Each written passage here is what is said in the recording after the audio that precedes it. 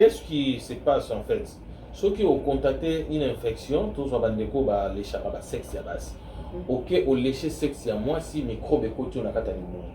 Tant que koko tayo microbe wana lokola vagin, tous autres à moi si ça milé mon acide, estomac pesa milé mon acide. Tant que infection est koko tayo et pour développer psycho netika les na vagin, na estomac wana. Et ben dit qu'on complique au système digestif et qui. Bienvenue dans votre émission Conseil Santé Plus. Aujourd'hui, nous avons ici Dr Makiese qui va nous parler de conséquences de maladies sexuellement transmissibles. Bonjour Dr Makiese. Dr Makiese,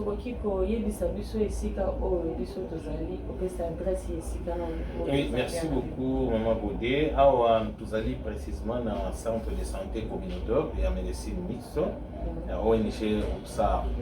Donc, nous allons au croisement de l'avenue Dembo et Kimwenza. Alors, notre adresse, c'est l'avenue Dembo numéro 1, quartier Yolo Nord, commune de Kalamou.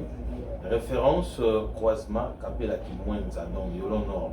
Numéro de téléphone, M. Zali 089 981 73 83 089 981 73 83. Voilà. Ok, docteur Makiese, là, toujours les conséquences des maladies sexuellement transmissibles. Bobo santé pour s'abonner, pour critiquer les commentaires dans la carte, il y a une émission dans le pour partager l'émission dans le docteur Makiese, nous ne pouvons pas parler des conséquences des maladies sexuellement transmissibles sans pourtant expliquer c'est quoi vraiment les maladies sexuellement transmissibles.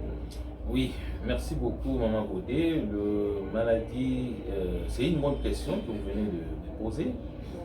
On ne peut pas parler des maladies sexuellement transmissibles sans pourtant expliquer d'abord aux amis c'est quoi les maladies sexuellement transmissibles. En fait, les maladies sexuellement transmissibles, ce sont juste des affections transmises pendant l'acte sexuel ou encore par des objets qui peuvent être récemment souillés. Voilà, c'est un peu ça les maladies sexuellement transmissibles. Docteur, est-ce que vous pouvez nous expliquer par objet ou le peut transmettre oui, par exemple, chez les jeunes, pendant qu'ils sont en train de jouer au foot, avec l'échange de vareuses, où il y a l'onglet coupé, après si vous avez un lata, ndeko ya mwasi ya kokolongola pe kaleson na ye, je sais pas, maillot de bain, tant à l'ongoli yango, ceux qui ont un problème, nous prenons l'exemple à l'énorragie et qu'elle est en train de sécréter déjà les porées exagérées, c'est-à-dire que perte blanche et du maïs déjà, ou bien des quoi mbali pi les obimaïs déjà dans organe naé et taché na ilamba na tant à opé ça meninga mususu alata et qui peut causer. Voilà. Mais généralement, c'est dans la sexualité, c'est pourquoi tu as une maladie sexuellement transmissible. Et il faut signaler aussi la maladie une maladie vénérienne. Les infections sexuellement transmissibles, les femmes n'ont vraiment pas. Oui, merci, ça c'est une bonne question, Maman Godé. Étymologiquement, ce sont des affections qui affectent les organes génitaux. Voilà, donc les animaux qu'on a des affections et les os vandamingi na organes génitaux. Donc nanzoto ya mwasi topé nanzoto ya mobali nde esika infection wana evandaka parce que toyebi bato bayebi ke soki bazwi infection eswaka bango soki ake kosuba ntango mosusu bapie kobima na nzoto ya mobali epa bandeko ya mobali surtout balinga suba liboso azomona bapi liboso ya sexe na ye epa bandeko ya basi ntango mosusu baperte blanche bamikusa etu wana bato généralement mais aujourd'hui que les effets vont au-delà de ceci c'est-à-dire en dehors de conséquences voilà. Ok, docteur, tu peux expliquer déjà c'est quoi la maladie sexuellement transmissible. C'est quoi la conséquence vraiment la carte oui, merci beaucoup Bandeko Balandi, merci beaucoup Ndeko Bodé. En fait, on reconnaît cette sorte de maladie où ils allaient couramment sur terrain. ezali lokola ba chancre mou, ba staphylocoque, ba gonocoque, ba syphilis. Voilà, eza un peu ebele, mais mpona ngonga tokotanga kaka bainfection, tokolobela bainfection mibale. Ezali gonocoque, l'hémorragie, oyo bactérie nango tobengaka gonocoque, tokolobela pe syphilis. Alors parlons d'abord il y a l'hémorragie. Ndeko soki azwi infection oyo tobengaka l'hémorragie, oyo bactérie nango tozali kobenga gonocoque. Premier jour, tout son nom a été commis, surtout suis en haut, après 3 jours, ou tout au plus 3 jours, 4 jours, au moment où on a fait au Souba, au Kama pour soi, on a fait Souba Ibi. Et puis au moment où on a fait avant Souba, on a au moment où on a fait Moko Boye, il y a Berge Nayo, Topé Peni. Voilà. Et là, on a constaté que il y a un wana. Mais on a tenu tout le la conséquence, où il y a minene, où il y a la biso. To leki mbangu nesika wana parce que moi babilembo wana bato bayebi yango un peu moi mingi soka l'hémorragie soki eumeli na kati ya nzoto ya mwana mobali ekoki kokende kofanda na eloko oyo tobengaka testicule. Soki infection oyo evandi na niveau ya testicule lokola toza na mposa toyebaka conséquence efandi na kati ya testicule ndeko kode mpe bandeko balandi ifo oyebake vie ya mutu ebandaka na testicule. Nde tozo ko existe botouta na testicule. Soki gonocoque wana eke kofanda na niveau ya testicule ekobanda kolia bamataka, c'est-à-dire ba spermatozoïde oyo eutaka na kati ya testicule parce que spermatozoïde elamba maka isine ya mataka to pe spermatozoïde ezaka na kati ya testicule mbuma ya biso ya mibali. Soki testicule asisi kolamba yango amatisi yango mwa likolo bandeko mibali soki misimbi okomona likolo ya testicule mwa bulu moko boye lisusu ezaka wana ya pete yango tobengaka épididyme. Soki batesticule wana esisi kolambama eyaka kovanda na épididyme wana. Nzoka nde bamicrobe wana bagonocoque soki bakoti na kati ya testicule mosala na bango kolia baspermatozoïde. Soki basisi kolia na testicule bazongi na kati ya épididyme wana bazododa bamataka wana esipoko mona bandeko mobali ntango akende kosalisa examen bakoyebisa ye keno baspermatozoïde na yo mikila nango eza ya kokatana tanto mitu nango eza ya kokatana na bandeko baumeli tia na problème ya l'hémorragie. Et ces infections soki eumeli ekoki kosala aussi ce que nous appelons une obstruction na niveau ya bacanaux de Ferrand, c'est-à-dire basinga oyo ezali kouta na niveau ya testicule et mati ti eye côté ya prostate pour rejoindre la vésicule séminale et tout et rejoindre urètre. Alors une obstruction aussi ekoki kosalema, c'est-à-dire ekoki ma boucher compte tenu ya infection wana wani pa bandeko mobali toujours. Et soki gonocoque wana eumeli pa bandeko mobali ekoki kokota pe na organe tobengaka prostate. Soki ekoti na niveau ya prostate wana okomona bandeko mibali ebele balelaka mokongo pasi eza nzembo moko eyembamaka partout. Ndeko mobali soki atambola nazoka mokongo pasi, mokongo ekatani, mokongo pasi. Au passer rapport une fois kaka vous êtes déjà fatigué, vous sentez déjà très fatigué tout de suite là et puis mokongo ekatani obandi kolela problème ya mokongo. Maintenant à ce moment là généralement bato bakenda koincriminer les hémorroïdes oyoka bato l'air nyonso tunon j'ai les hémorroïdes nakoka kopusa mutuka ngonga ebele te nakoka kovanda mingi te nakoka kotelema mingi te. Il faut noter que quand vous avez déjà des infections vous aurez des difficultés pour kotelema ngonga ebele et vous aurez même des difficultés pour conduire pendant longtemps. Vous aurez même des difficultés pour otikala kovanda lolenge tofandi boye parce qu'infection c'est comme déjà à niveau et il y a prostate et qu'on peut ça éjaculation précoce et qu'on peut ça faiblesse sexuelle au bandoyo kamoto. Et là c'est ce que nous appelons la prostatite parce que vous avez déjà une infection au niveau de la prostate et que cette infection peut vous abîmer la prostate. Ça peut vous donner une augmentation de volume et la prostate malasima. Je crois que l'émission nous allons faire aussi une émission sur l'hypertrophie bénigne de la prostate. Mais infection, il faut noter que chez les hommes, ça peut vous donner aussi une augmentation à volume et à prostate. Ça peut vous donner une inflammation et pour rendre haut, voire même stérile. Et tant déjà, microbe et dodi spermatozoïde au niveau de testicule. Automatiquement chez les hommes, ça peut vous rendre aussi stérile. Voilà. Ok, bandeko balandi. Wani pas bandeko mibali. Lelo toyambi docteur Makisi oyo aza pe moko ya ba docteur oyo aswanyaka makasi infection azolobela biso teme na biso ya mokolo ya lelo les conséquences de maladies sexuellement transmissibles. Docteur basi bazalaka mingi akize na likambo wana oyo tikoloba ya kozanga kobota batalaka pe kote ya mobali te nzoka kote ya mobali pe ezalaka na baconséquence na kati ya nini ya nzoto na bango pe bazangi pe kobota likolo ya bainfection sexuellement transmissible oyo biso mingi mpe tobenga yango mingi kaka pota ya libumu. Merci na éclaircissement na kati ya likambo wana docteur sikoyo epai ya mwasi. Oui, ndeko bode pe bandeko balandi epa basi pe maladie sexuellement transmissible to gonokoko tozolobela blénorragie eza na bakokoso ebele koko benda epa bandeko ya basi soki infection ekoti epa bandeko ya basi ekoki kokende kovanda aussi na col.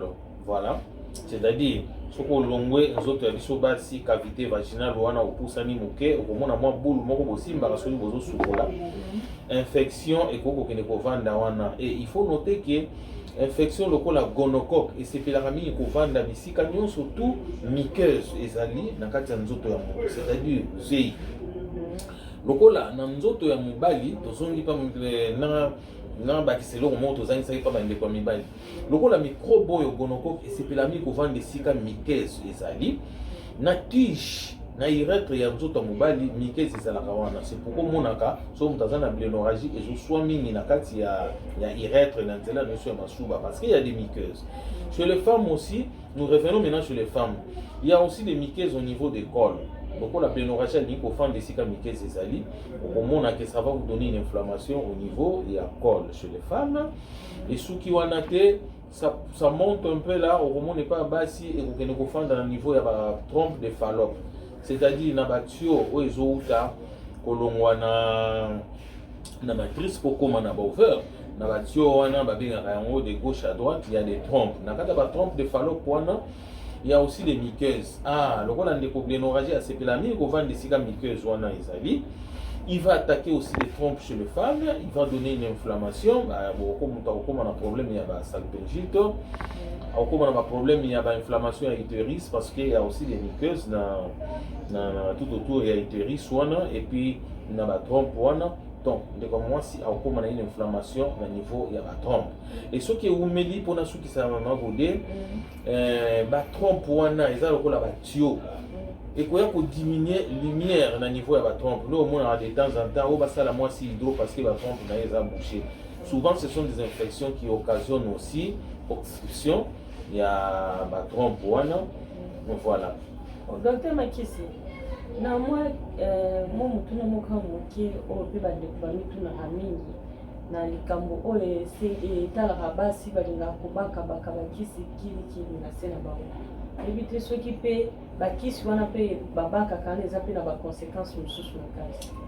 Bon bakisi wana toyebi bima basubstance nango te toyebi te ekoki kozala nini.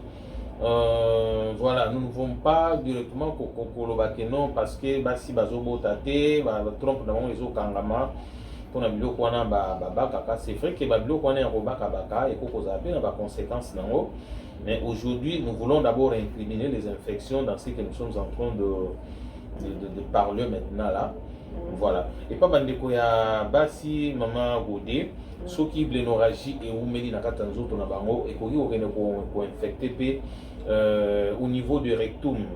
Voilà, mon esika to sala ka toilette nzongo inene na sima wana na niveau du rectum, nous avons aussi des muqueuses. Donc là ça peut aussi aller affecter parce qu'il y a des muqueuses. Blénorragie sur la côte wana peut avoir surtout chez les amis qui ont l'habitude de faire la sodomie, coït anal. bato basala mingi ba rapport sexuel na nzela ya sima. Donc soki osali rapport na nzela ya sima na mobali oyo azali na problème ya blénorragie, yebaka ke blénorragie ekosepela makasi parce que na toilette wana omona soko purger tobimisaka miyoyo no na nsima na biso wana toza mpe na nikese, donc blénorragie asepelaka kovanda na kati ya bisika ya bongo. Blénorragie akokofanda na esika wana, blénorragie mpe ekonyokola oyo lisusu. Et blénorragie, comme nous voulons parler des conséquences ya mosika, soki blénorragie aumeli okomona ayaka mpe na baligament awa na bisika nyonso ya matakanelo ya mikuwa na biso, okomona moto azolela voilà na articulation, moto abandi kobela rhumatisme moko d'origine bactérienne. Voilà, soki blénorragie aumeli na nzoto okokoma na problème, jeune garçon mais ozolela bagenou pasi bamikuwa nyonso tu na baarticulation pasi, donc blénorragie akokokoma mpe wana. Et blénorragie asuki wana te akoki koaffecte mpe mishu, parce que ntango ozosuba wana osimbi mwa bapi to mikwandi ozokonettoye mwa baperte blanche, ntango okobosana komikwanza na lisu boye comme na mishu awa mpe na baconjonctivite na biso awa mpe tozalaka na bamikese. Blénorragie mpe ekose développer makasi, okomona ndeko mosusu liso ekomi rouge, azocomprendre te asala nini, amela nini, akende wapi, et on peut même soigner, mais okomona qu'il y a une résistance parce que ndeko si a contacté blénorragie na kati ya mishu na ye. Alors Maman Godé, je crois que les conséquences ezali ebele comme thème na biso na ngonga oyo ezali les conséquences des maladies sexuellement transmissibles. Tolingi to énumérer les sous ba conséquences il y a syphilis parce que tolobaki que to parler maladie mibale, blénorragie oyo bactérie na oyo ezali gonoko na syphilis. Alors toza na infection mosusu tobengaka syphilis. Syphilis ezali moko na kati infection pe ezali vraiment terrible. Bactérie nango il a une grande vitesse, c'est-à-dire que soki ezuyo etambolaka noki po ebanda déjà kosala makambo nango. Alors contrairement il y a blénorragie moto 3 jours, pour la syphilis il y a zali kotikela motu une semaine ou 2 semaines. Soko contacter syphilis okomona ke manifestation ya buto moko pembeni ya lèvre pa bandeko ya basi to pe esika verge suki pa bandeko ya mibali, okomona buto moko ebimi yo, mais buto wana ezalaka indolore, okomona esali mwa pota moko boye, pota wana ozwa traitement te pota wana esilaka, soki esili nde ekoti siko na kati ebandi kosala bafere nango koinfecte baorgane oyo ezali très apprécié na kati ya nzoto ya moto. Ndakisa lokola rein, soki syphilis eumeli ekoki kobebisa yo ba rein. Syphilis ekotaka nde na ba rein. Oui, syphilis soki eumeli ekoki kokota yo na ba rein. Voilà, c'est une bonne question. Nako revenir na question wana olobi. Ekoki kobebisa yo ba rein, ekoki kobebisa yo pe ba foie. Voilà, syphilis soki eumeli akoki kobebisa yo pe motema, okomona mutu akoki kobela problème ya motema ebandi kovimba. Donc, maladie sexuellement transmissible. Et si on est à la sexe, parce que tu rappelles un bilot qu'on a surtout dans la voilà. Et côté là, au niveau de sexe, mais il faut noter que syphilis est connu qu'au joyau pe dans le linge mususu en dehors de la sexualité. Syphilis n'est pas un asso okutani na libaku ya mutaza na ngoso mo pesa ni ka ba bipoe na matama boye ya toki ou pour toki. Donc tu peux aussi te faire contaminé juste na bakola douane. C'est pourquoi moni watu bazaramaye les temps bakola des aki bazaki ko tout ça juste basuki ya motu pour na ko éviter pour tout ça ba mitoki. Et syphilis même on l'a dit préservatif Maman Godé peut bande ko balandi, tu peux te faire contaminer parce que il y a des endroits où le préservatif ne sera pas protégé sur botu tanika aboye. Ndeko soki aza par na mwa bouton moko ezo sécréter déjà na kati ya été na nzoto na etant mbo kotuta na ka boye malgré le préservatif. Les infections peuvent vous contaminer dans le raffluir de la peau. Et ceux qui ont la syphilis, vous pouvez s'envoyer bisous, vous s'embrasser. Il faut évacuer pour que vous ayez microbe de syphilis. Vous pouvez taper un lamba, il y a un problème de syphilis et vous ayez. Et syphilis, dans tout le monde, ce qui est oumeli.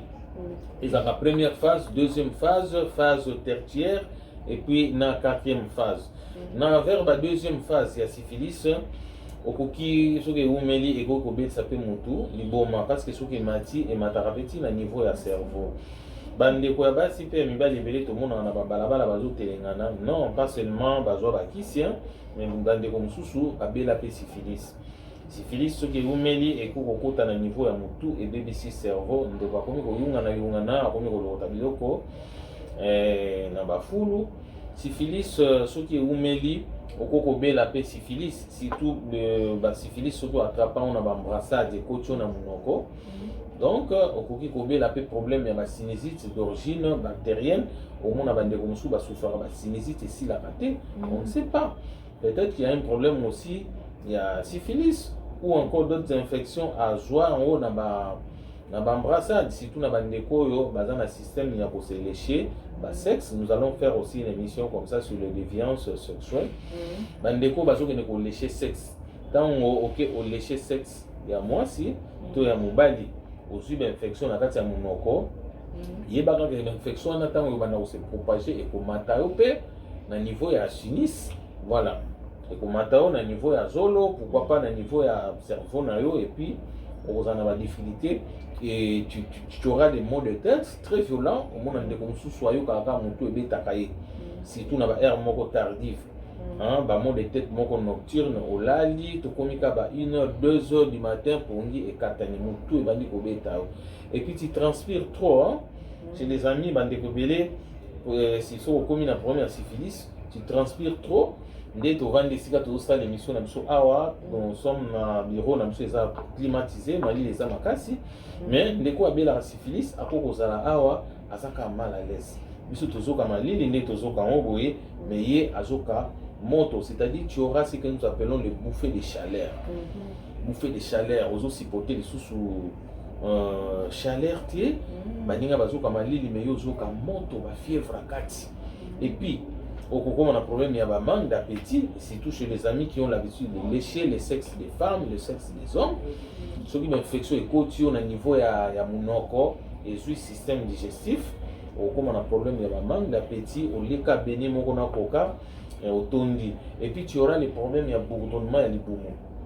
Au yoga, il y a des boumons, il se brrr, les boumons sont bourdonnés.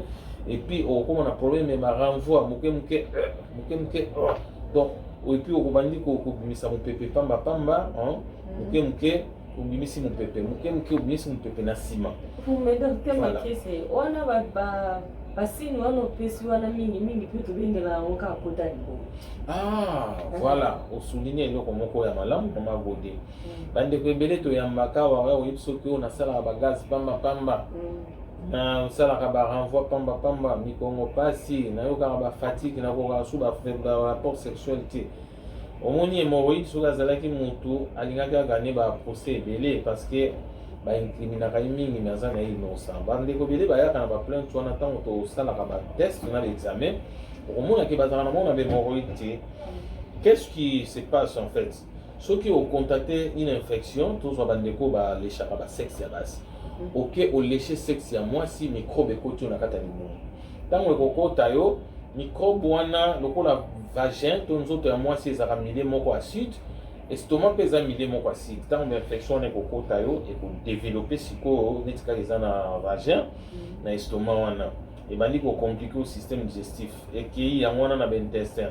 Obando yoka moto pe ba bourdonnement. Nena ba chaleur wana obando yoka ba infection ebandi ko kausa yo miyoyo o nzamba pota na intestin pour essayer le munaka biloko voilà miyoyo wana edaka biso pour faire glisser ba matière na biso ndenge zo ko tambola mais yo tellement uzaka na ba bouffée de chaleur na libumu ba bourdonnement mikez wana ezokauka. Tango mikez wana ezokauka na intestin soki estomac aniki biloko na ekomi ko umela olelelo lendi au que la toilette d'ailleurs mercredi parce que vous avez un problème au niveau du système digestif. Miyoyo wana ici kaoki. Au moment où ça 2 jours 3 jours aux sala toilette c'était temps que nous la toilette on mani ko sala banier salité ya ba boule. Alors salité on est ba boule pour chier en haut tu dois faire un effort moko boy. Tant on forcer on a aller zo sokisa à Nice. Les autres qui à Nice. Mbala na mbala ozo forcer ko ça la toilette na yo ozo ki sa niche et voilà au comme il a un problème il y a ba l'hémorroïde Mais hémorroïde wana soko médiki ça hémorroïde aussi là parce que cause des infection muteke ko kausa yo muqueuse na nzela ya système digestif na transit intestinal parce que ni wana eza lisusu te. Alors comme on a une infection na kata mitiopo, c'est que nous appelons le mouvement péristatique, c'est-à-dire mitiopo ça la raboyer pour biloko ekita, mouvement péristatique na yo ezali réduit. Voilà, parce que tu as des infections, les intestins sont fatigués compte tenu des infections au avaler de temps en temps. Ralentissement et côté on va nous sombaper 3-4 jours et puis on va nous chier basel moko dire oyo et quoi botte là aussi que nous appelons les hémorroïdes mais nous à cause les infections maman. Ok, bandeko balandi lelo tolobeli les conséquences de maladies sexuellement transmissibles na docteur Makesi. Docteur Makesi, ce que vous pouvez rappeler numéro na yo pour na bato bazolanda. Oui, merci beaucoup maman bandeko bazolanda biso 089 981 73 83 avenue Dembo numéro 1 quartier Yolo Nord commune Yakalamu référence croisement Kapela Kimwenza na Yolo Nord. Ok, merci beaucoup bandeko balandi, merci docteur. Bandeko balandi bobo sanate pour s'abonner na chaîne na biso, kotika pe ba commentaire na bino, ko aimer pe ba émission na biso ko partager yango po ete ba tebele pe ba soboye bi oyo ozwi na tango oyo.